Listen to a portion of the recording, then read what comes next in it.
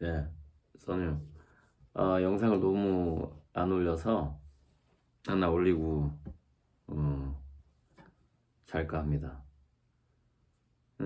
이제 영상이 많이 안 올라가게 된 이유는 몽당 연필에서 미술 수업을 시작하게 되면서 거기서 이제 제가 시간을 잡아야 되잖아요. 그 시간만큼 이 다른 영상 수다 떠는 뭐 이 시간이 줄어드는 약간 그 뭐랄까 보상 효과 같은 그런 건데 어 그래서 제가 이제 술을 그때 끊겠다는 약속을 하고서 이제 계속 끊었고 딱 하루 정도 그 영상에 올라갔던 그 사주의 고수를 만나다 그 대학교 선배가 그때 정말 우리 대학교 때 얼마나 부어라 마셔라 했겠어요.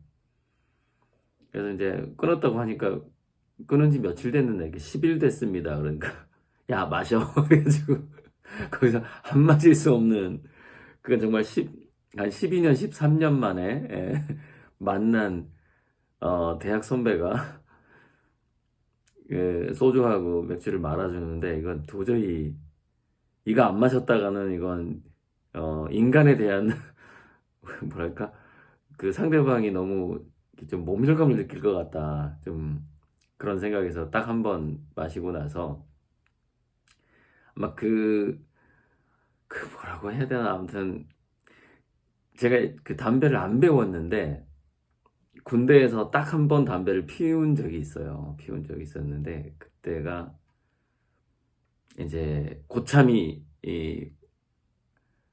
그 좀 강제로 권할 때가 있어요.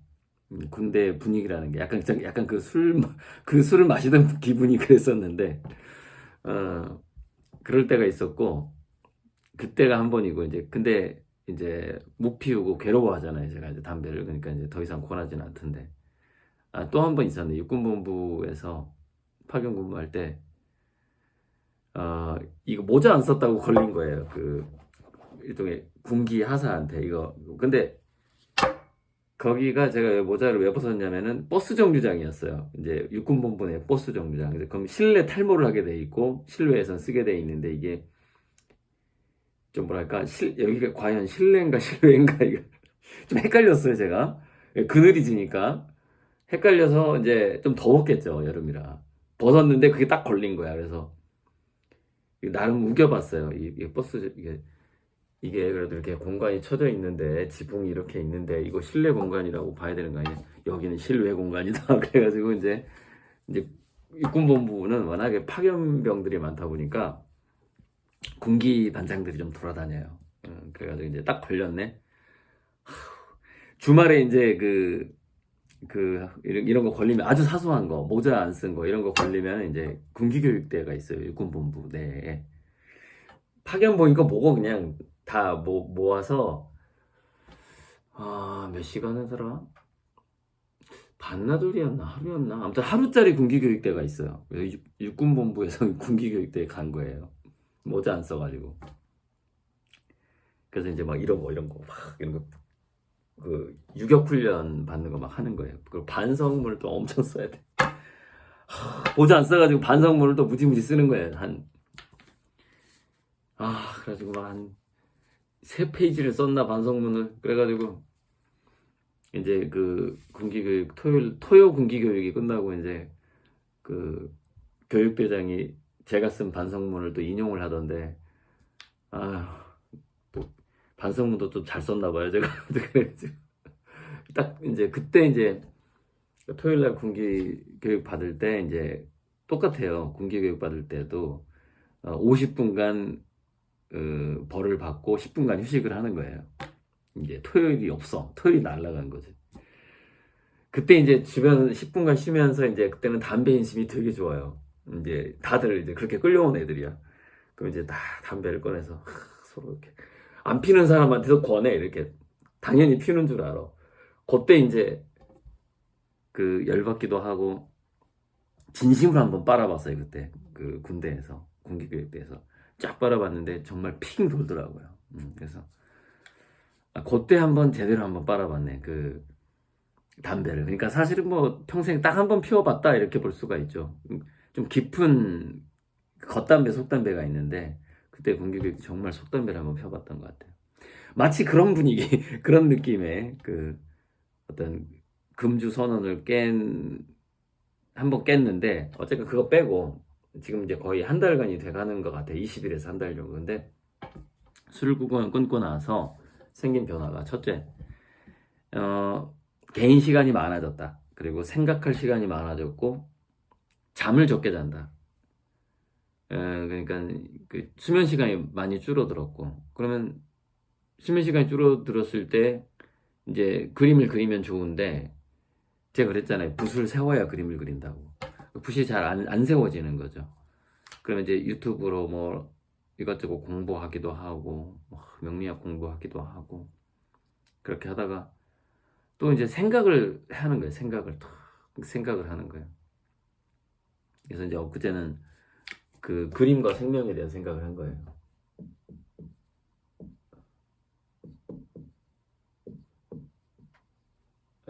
요 얘기만 하고 그제 그러니까 이제 술을 안 마시니까 좋은 게 생각을 하게 되고 이제 제가 책을 어떻게 쓸 것인가에 대해서 화가의 인문학을 쓰기로 했잖아요. 화가의 인문학. 그럼 화가의 인문학 화가처럼 써야 되잖아요. 화가가 느끼는 인문학이어야 되니까 화가가 만난 사람들에 대한 이야기도 들어가겠지만 여기 이 화가의 인문학 책에 우리 아미고 얘기도 좀 쓰고 만약에 그 실명이 들어가도 됩니까? 그러면은 이제 아미고 겸 컬렉터로서 저를 응원하고 했던 그런 어떤 댓글이라든가 뭐 등등등등 뭐 후원 금액이 얼마다 이런 거 좀 빼고 돈 얘기는 빼고 아무튼 그래서 이런 것들도 이 화가의 인문학이라는 책에 들어갈 수도 있겠다 생각이 들어요. 항상 제가 느끼는 중요한 것들이 들어가게 되니까. 여러분, 그 이제 그림하고 생명에 대해 생각, 우리 생명이라는 것은 좀 특이한 현상이긴 한데, 원래 이게 엔트로피라는 게 있단 말이에요. 엔트로피. 연력학 제2법칙이라고 하죠. 그래서, 가용한 에너지에서 쓸 수 없는 에너지화 되는 거예요. 그게 이제 이 제2법칙인데, 제가 엔트로피라는 책을 군대 가서 읽었거든요. 2번 읽었네. 군대 가서 읽었고, 또 군대 제대하고 30대 때 한번 또 이거 2번 읽었네요. 아마 동아 출판사였나. 엔트로피라는 책을 2번 읽었는데 군대에서 한 번 읽고. 그래서 이제 이 생명 현상이라는 건 네겐트로피라 그래가지고 네거티브 엔트로피라 그래가지고 네겐트로피란 말이죠. 즉, 이게 모래성을 쌓았어. 그러면 비바람이 불면 모래가 막 흩어지는데, 생명이라는 것은 흩어진 걸 다시 복원하는 거야. 이렇게 세포가. 그래서 우리 몸은 세포가 7, 8년마다 완전히 바뀐다. 뭐 몇 달 만에 바뀌는 게 있고 막 이렇게 있는데 이 세포의 그 수명 얘기하니까 자, 여러분 세포의 수명 중에서 가장 오래 사는 세포가 있어요. 그게 뉴런 세포하고 근육 세포입니다. 뉴런 세포하고 근육 세포는 수명이 124년에서 125년 정도 이렇게 보고 있거든요. 무슨 얘기냐? 평생 같이 가는 겁니다. 뉴런 세포. 그럼 뉴런 세포, 근육 세포는 왜 우리 자신과 평생 같이 갈까요? 그래서 우리가 젓가락질을 한번 배우면은 죽을 때까지 젓가락질을 하는 겁니다. 숟가락질을. 그게 근육하고 두뇌에 연결되어 있는 아무튼 그런 거예요. 자전거 타기 세포가 다 바뀌어버리면 그러니까 무슨 얘기냐면 세포 자체가 바뀌는 조직이 있고 뉴런이라고 근육이라는 것은 미세하게 이렇게 뉴런이 이렇게 있다고 쳐봐요. 오랜만에 수상돌기 있고 이렇게 축색이 있고 뭐 하는 건데 세포가 있고 이런 것들이 다 연결되어 있는 거죠. 해바라기처럼 그리다 보니까 그죠? 안 보이나? 잠깐만요. 이렇게 돼 있는데 요거를 그러니까 뉴런 같은 경우에 뭐냐면 이렇게 부분 분자 단위로 복원이 되는 거죠. 세포 자체가 사라지고 얘가 사라지고 새로운 세포가 나오는 게 아니라 한 번 기억한 것을 계속 기억을 유지하기 위해서 부분 수리가 이루어지는. 그러니까 우리가 한번 자동차 한번 사면은 새 차로 바꾸는 게 아니라 한 100년 동안 그 산 자동차를 헤드라이트가 망가졌으면 이거 고치고 막 하는 거 똑같은 거야. 그래서 그 포리2가 아직도 타고 다니는 사람 있잖아요. 그거랑 비슷해. 우리 뉴런 세포하고 근육 세포는 그냥 포니2 타고 다니는 거야, 아직도. 약간 그런 개념인데. 자, 그래서 이제 네겐트로피인데 생명이라는 게 그런 식으로 세포를 바꾸든 분자를 수리를 하던 간에 네겐트로피의 특성을 갖고 쭉 가고 이제 뭐 옛날에는 1000년도 살고 뭐 전설에 의하면 지금 뭐 25,000년 동안 살고 있는 사람도 있고 만나보지는 못했지만 그런 전설도 있고 그래요. 근데 원래 이제 그 신라이라든가 이런 책에 보면 우리 몸은 100년 미만으로 살도록 설계되지 않았다라는 말이 계속 나옵니다. 원래는 영원성을 갖고 있다고 해요. 우리 신체도. 그런데 단지 사용을 좀 잘 못해서 수명이 좀 짧아졌다 이런 얘기가 있습니다. 이제 뭐 과학적으로 믿거나 말거나 한데 어쨌건 네겐트로피가 세포의 복원이 재생이 제대로 잘 안 되잖아요.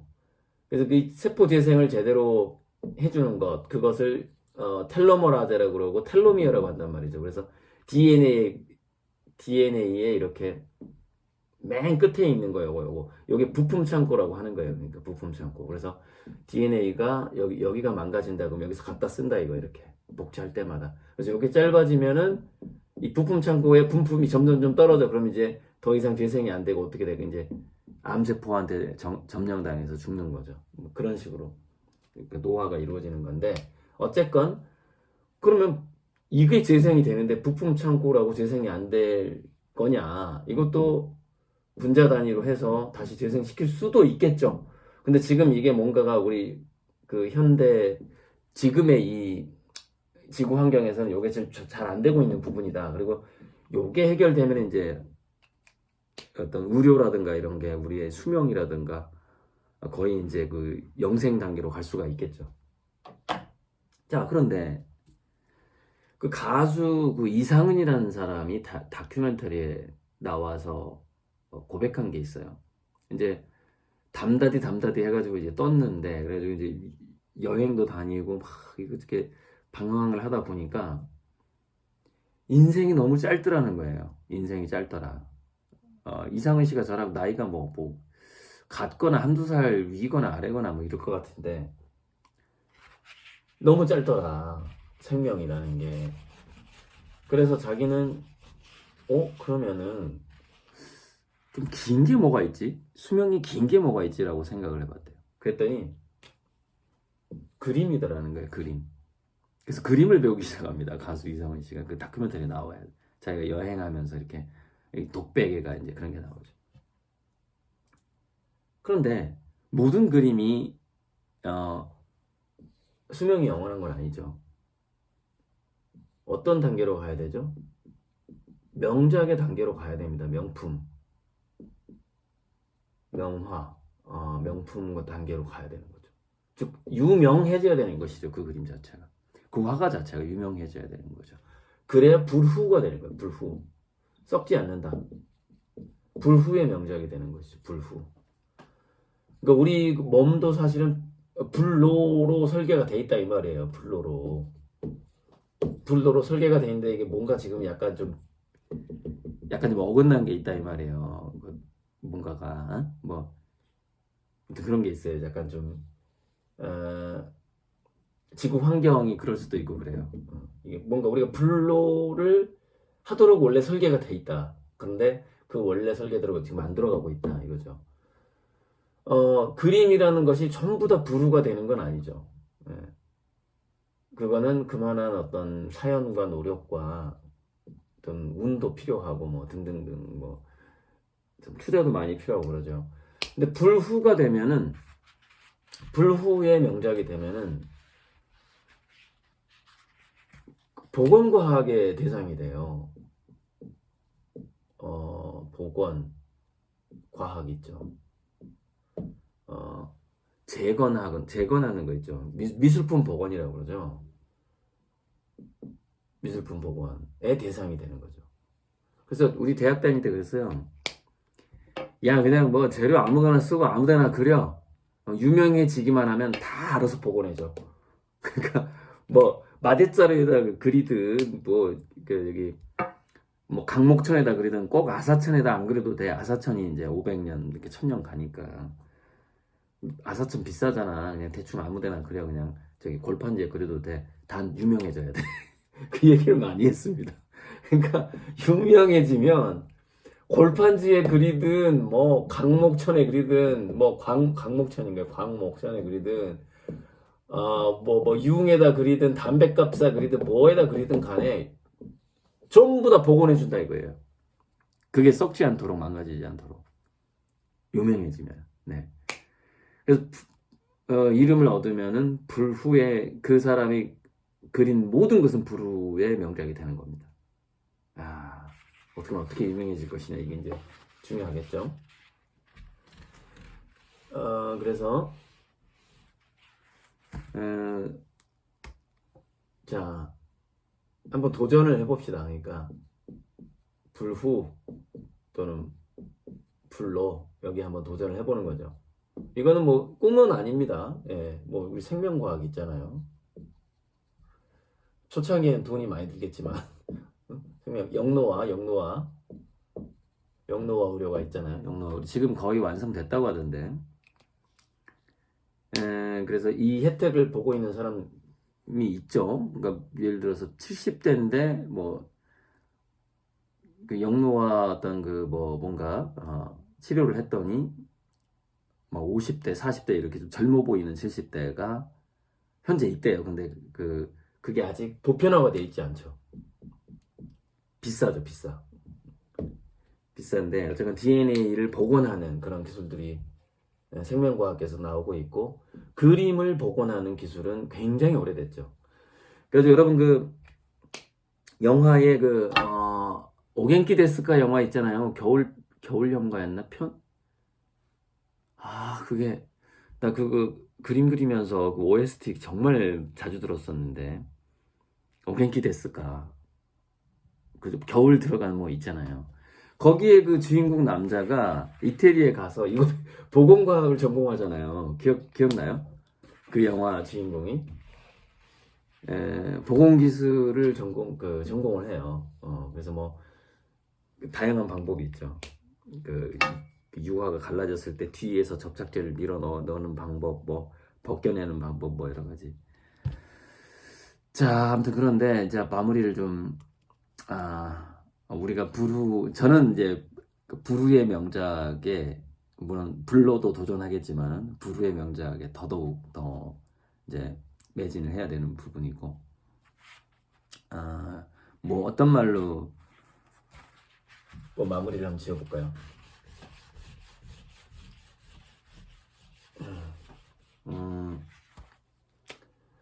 제가 이제 점선면에 대해서 다시 한번 4월 격주로 몽당연필을 한단 말이죠. 점선면을 해볼 텐데 여기서 제가 이제 곶과 겉이라는 것을 얘기했고요. 선이라는 것은 이제 긋이죠. 긋다죠. 긋. 그래서 여기는 점이라는 것은 마치 약간 갓의 특성이 있거든요. 긋다는 긋다 이게 들어온데 DRAW 들어 긋는 것이죠. 들어 우리나라 말로 들이우다. 들이울 수라는 한자가 있는데 이게 수직선의 한자예요. 늘어뜨리는 과일이 이렇게 나무에서 이렇게 대령대로 매달려 있는 것에서 나온 상형 문자더라고요. 이게 들이울 수가. 그러니까 들어오라는 건 꺼내다라는 뜻이 있잖아요. 꺼내다. 우리가 비록 그 사물을 그릴 때 화가들은 점을 찍어서 그리지 않아요. AI가 점을 찍어서 그려요. 근데 사람은 점을 찍어서 사물을 그리진 않아요. 일부러 쇠라처럼 점묘법을 이게 나의 특성이 하지 않는 한은 대부분 선을 그으면서 꺼냅니다. 그 모양을 꺼내죠. 선으로 꺼내요, 대부분. 이제 나중에 그림을 배우다 보면 알아요. 그래서 다 선으로 하게 됩니다. 선이나 이제 동그라미 이런 거 두 가지 가지고 동그라미하고 선 이렇게 해가지고 막 그림을 그리게 돼요. 그게 이제 그으면서 선을 그으면서 대상을 끄집어내는 거죠. 근데 어디다가 면에다가 이제 점 3개가 그으면 이게 면이 되죠. 이것이 2차원이라고 하죠. 2차원. 근데 화가들은 이제 기본적으로 이 2차원 사각형이라고 치고 2차원에다가 3차원을 만들어내는 거거든요. 3차원을 착시 현상을 주는 거죠. 이게 이제 우리가 배우는 거죠. 원근법이라든가 이런 거. 명암법하고 이제 원근법을 통해서 2차원 평면에다가 3차원을 있게끔 착각하게끔 만드는 것이 이제 그 그림의 기본인 것이죠. 여기서 3차원에다가 시간이라는 것을 합치면 그게 4차원이 되잖아요. 우리가 살고 있는 4차원. 그리고 거기다가 3차원에서 4차원에다가 이 차원을 하나 더 곱해버렸네. 차원을. 그러면 그게 5차원이 되는 겁니다.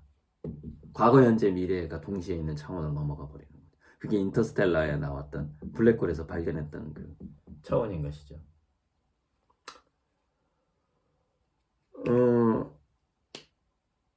그런데 그 4차원이라는 것이 5차원이라는 것은 마치 그 어떤 신의 마음과 같은 것이고 모든 평행 우주가 다 모여 있는 곳이에요. 모여 있는 곳이죠. 근데 우리는 그 중에서 눈을 깜빡거리면서 그 순간에 4차원, 즉 3차원 공간과 시간이 결합된 한 장 한 장의 차원들을 우리가 보고 있는 거죠. 이렇게 연속 동작으로. 그래서 마치 무한한 방향으로 뻗어가는 영화 필름하고 똑같죠. 그게 이제 평행우주, 다중우주론인데, 그래서 제가 이제 눈동자에다가 우주를 그리는 것은 바로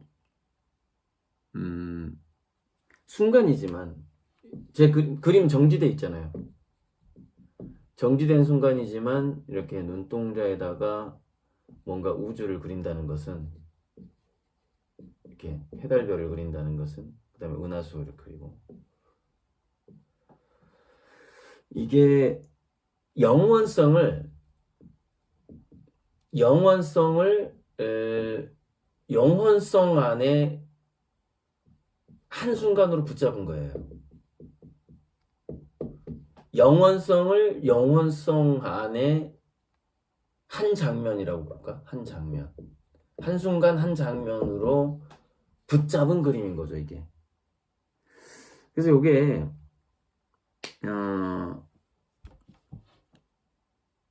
제 그림이 스토리텔링이 됐을 때는 아마 굉장할 겁니다. 뭐랄까, 미술평론가들이 이제 제 그림을 탄생하게 된 뭐 이런 것들, 뭐 오늘 이 영상조차도 그 사람들이 분석해야 될 영상이겠지만은 분석해야 될 화가의 인문학인 것이죠.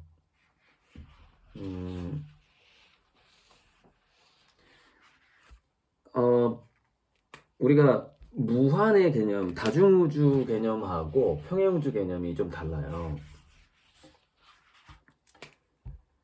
자, 이 우주는 너무 넓기 때문에 이 지구와 똑같은 태양계, 완전히 똑같은 게 또 있을 거다, 저 멀리. 그리고 얼마나 이 우주가 큰지 모르기 때문에 굉장히 여러 개가 있을 것이고, 뭐 거기에 나의 도플갱어가 있을 것이다, 이런 얘기가, 이게 천문학적인 다중우주예요. 다중우주. 왜? 너무 크기 때문에, 이 우주는. 너무 크기 때문에. 그런데 이 중중무한 다중우주 그것이 이제 평행우주죠.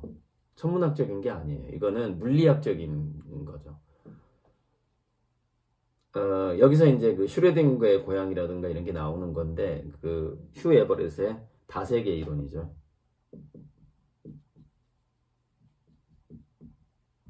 다세계 이론.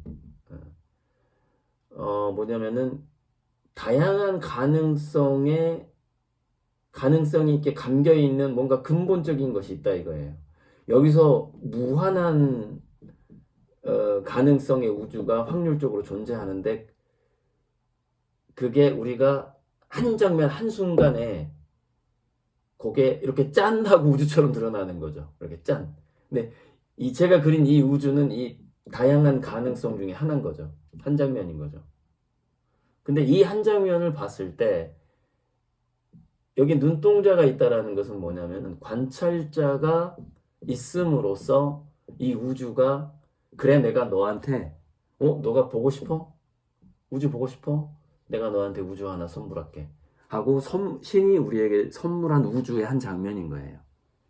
눈동자가 있기 때문에. 그렇기 때문에 제 그림이 이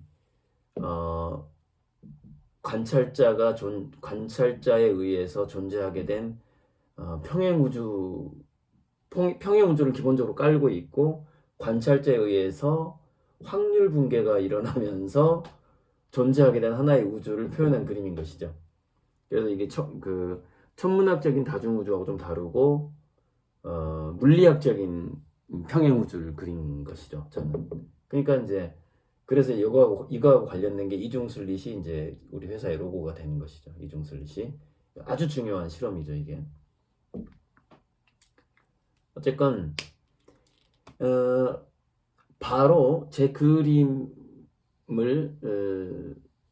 해석을 할 때 평론가들이 미술 비평가들이 해석을 할 때 바로 이거 두 가지를 반드시 나중에 거론하게 됩니다.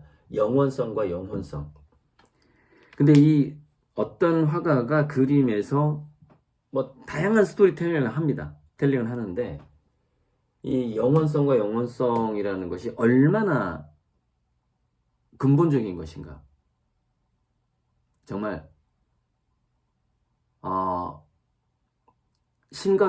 신과의 직접적인 만남과 같은 그런 아주 중요한 단어란 말이에요. 이 두 가지가. 그렇기 때문에 이런 거예요. 우리가 어떤 그림을 거실에다 걸고 싶다. 내 방에 걸고 싶다. 왜 걸까요? 이거 두 개를 갖고 싶은 거예요.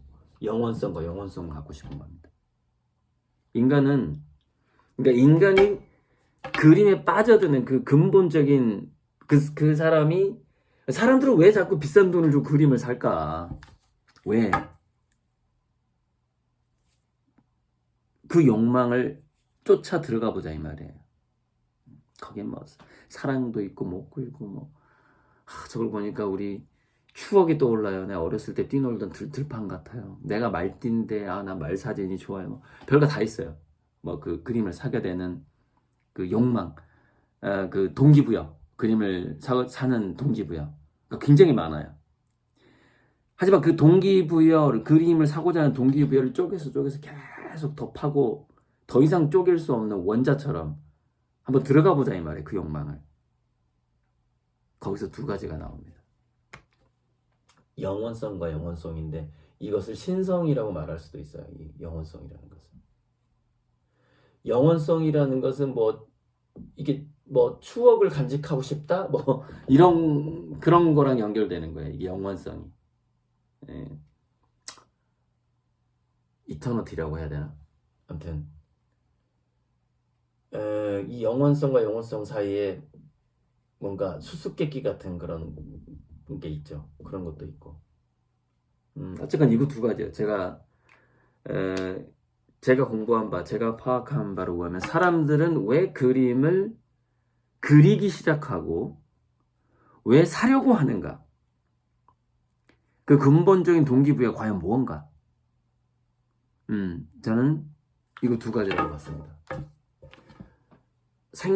생명체가, 그러니까 지금 오늘 이 수다가 그림과 생명의 공통점이거든요. 생명이 추구하는 영원성이 있단 말이죠. 그래서 우리가 이제 복제를 하죠. 자녀들을 이렇게. 내가 영원할 수 없기 때문에 또 자식을 통해서 영원성을 좀 가져간단 말이죠. 그 영원성. 그런데 영원성을 추구하는데 뭔가 의미는 추구해야 될 거 아닙니까? 의미. 예, 의미나 뭐 재미든 의미든 간에 이런 거. 이게 없으면 좀 이상하잖아요. 뭔가 좀 허당같잖아요. 그죠? 빈 껍질 같잖아. 이 의미가 영원성이라니까요. 신성이라니까. 그래서 제가 이제 처음에 우리가 이제 엔트로피를 생명이라는 것 자체가 엔트로피를 극복하는 것이고, 그것이 영원성을 추구하는 것이고, 그리고 우리가 결국 이렇게 인문학을 하고 뭔가 의미 있는 일을 자꾸 찾잖아요. 우리가 요즘에 좀 그래서 그 의미를 많이 갖고 있는 게 이제 에너지고, 그 에너지 중에서 돈이라는 것도 들어간다 이 말이죠. 돈도 하나의 의미예요. 돈을 번다는 돈을 쓴다는 것, 돈을 매개체로 한 어떤 액션, 그런 게 그 삶의 의미죠. 그 또한 의미를 만들어낼 수가 있잖아요. 그래서 아무튼 한번 잘 생각해 보세요. 첨언하자면, 그래서 고리들 작가를 후원하거나 내가 투자를 하고 있거나 아미고님이라면은 저에게 이렇게 할부금을 줄 때나 또는 제 그림을 받을 때나 판화를 살 때나 한번 느껴보세요.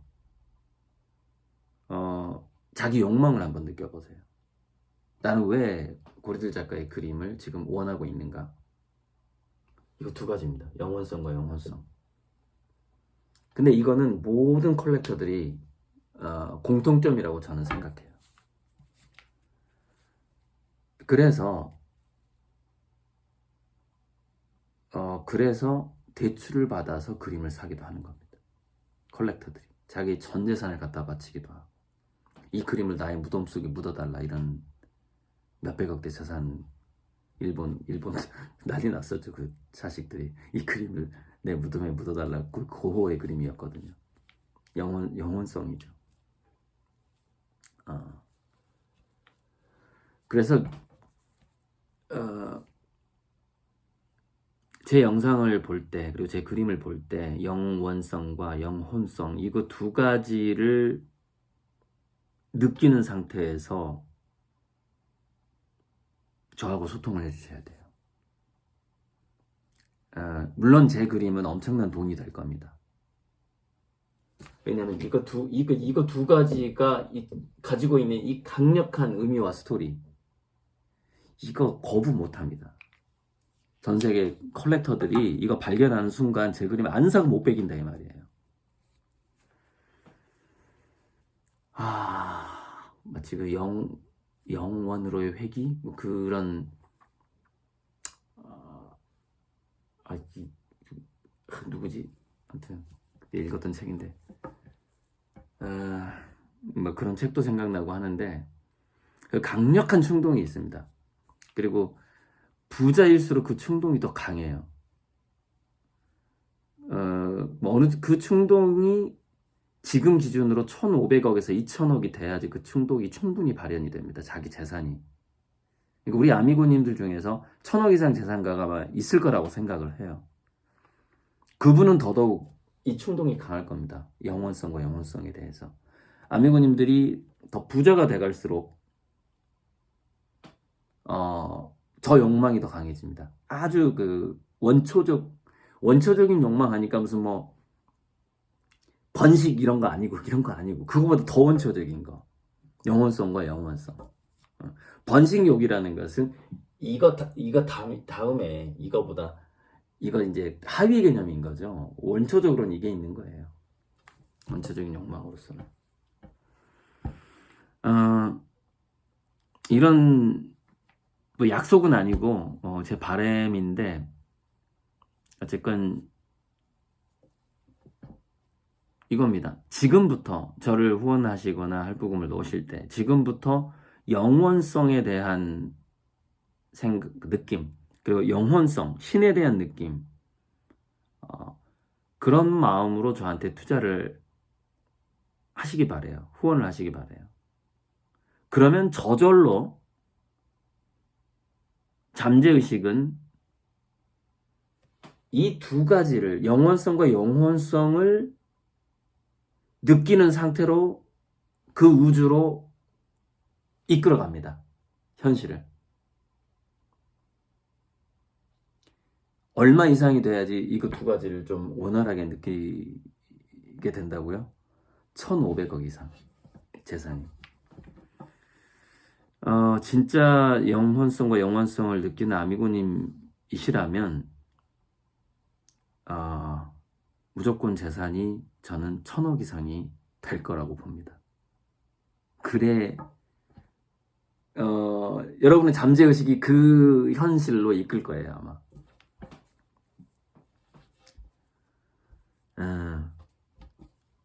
기대하시고, 제 그림과 저를 대할 때는 이 두 가지, 이 두 가지 충동, 또는 아주 원초적인, 더 원초적인 이 느낌, 이 자기가 원하는, 자기 영혼이 원하는 어떤 그런 것들, 그런 것을 꼭 느끼면서 저를 상대를 해야 돼요.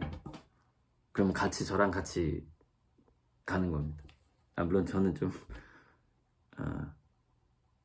사실 전 세계 금융을 이렇게 움직일 사람이라서 훨씬 돈을 많이 벌겠지만은, 그러니까 제 개인적인 자산이 이제 경단위가 저는 되지만은, 이제 우리 아미고님들은 최소한 1,000억 이상의 재산가가 될 수밖에 없는 그 상황이 오고 있습니다. 오고 있어요.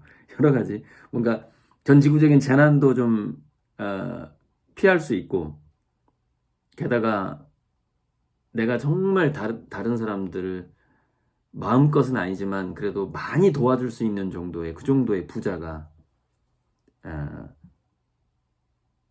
되는 그런 운명으로, 그 운명을, 그 힘을 제 그림이 가지고 있어요. 제 그림이 가지고 있습니다. 그 정도의 힘을 갖고 있기 때문에 한번 같이 가봅시다. 요즘에 좀 창조력발전소가 담보대출한 게 있잖아요. 그래서 그동안 매출이 없었기 때문에 이자가 올라간다는데, 이게 담보대출이 작은 돈이 아니다 보니까 이자가 올라가는 게 2천만 원, 3천만 원 올라가는 거예요. 그래서 이제 지금 증자 작업을 하고 있습니다. 증자 작업을 하고 있어가지고 제가 좀 정신적으로 좀 바빴고요. 몽당연필에 비가 왔는데 물이 잘 안 빠지는 거야. 이렇게 배수로가 있는데 비가 오면 완전 이게 진흙탕이 되는, 한 3분의 1 정도가 진흙탕이 되고, 사실 절반 정도가. 이거 어떡하지 하다가 집수장, 그러니까 연못 겸 땅을 파서 물이 모이는 것을 만들었는데 7개를 만들었습니다. 섭지를 얼마나 했던지, 물론 우리 직원이 많이 하기도 했지만 직원이 제일 큰 거를 팠죠. 큰 거를 파고 작은 거 6개를 제가 팠어요. 우물을. 그러니까 물을 우물에 모으게 해야 딱 비 온 다음에 하루만 지나도 위에 있는 땅들이 마르거든요. 물이 빠져야 되니까. 그래야 질퍽거리지 않고. 그게 이제 이렇게 나무가 썩어버려요. 물이 머문 상태로 오래 있으면. 그러니까 거기 있는 식물들을 보호하기 위해서라도 저는 우물을 파야 했거든요. 몽당연필하면 제가 판 6개의 우물이 있어요. 그러니까 그동안 너무 바빴어요. 비 오고 이러니까 막 온몸에 흙탕물인 상태로 막 우물 파고, 제가 그랬잖아요. 제가 옮겨 심은 나무들도 제 식구라고. 강아지들도 마찬가지지만, 그러니까 이거는 거의 생명을 구하는 일이기 때문에 되게 그럴 때는 되게 정신적으로 제가 구하는 일에 더 물이 고이지 않게 그 뿌리가 썩을까봐 이제 배수에 신경 쓰느라고 그 식물들이 이제 심지 않은 곳에다가 물이 고이는 곳에다가 아예 우물을 파버리는 거죠. 이렇게 깊게. 아무튼 그거 하느라고 좀 힘들었고요. 그래서 영상이 많이 안 올라갔던 게 몽당연필 조경이 나무 심고 끝난 줄 알았더니 이거 배수까지 신경을 써야 되는 그 AS가 남아 있더라고요. 그래서 그거 우물 파느라고 좀 많이 시간을 보냈습니다.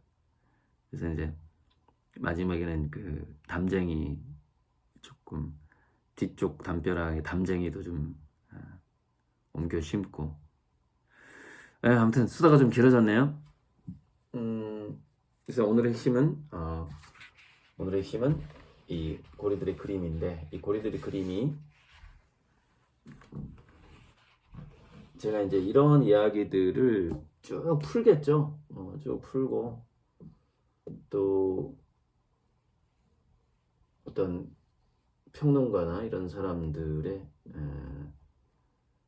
그 도움을 좀 받을 수도 있어요. 이 화가의 문학이라는 책을 집필할 때 물리학자라든가 뭐 천문학자라든가 제가 아는 학자들을 만나서 뭐 최재천 교수라든가 뭐 김상욱 뭐 이런 분들을 또 만나서 인터뷰를 하면서 그 제 그림에 대해서 논하면서 막 이런 좀 그런 식으로 책을 쓸 수도 있어요. 이제 그 책에 우리 아미고님들이 또 등장할 수도 있는 것이고, 아무튼 그래서 그런 상황이 올 수도 있습니다. 이제 제가 지금은 이제 그런 것까지 기획할 만한 여유가 없고 뭐 내년쯤에나 지금은 이게 지금 밀린 그림 빨리 한 50개 정도 있는데 빨리 지금 50개를 해결을 해야 돼요. 그래서 오늘은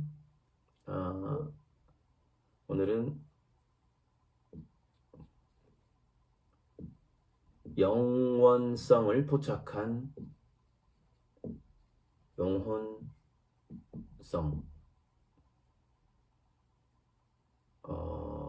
그것이 바로 고리들의 그림이다.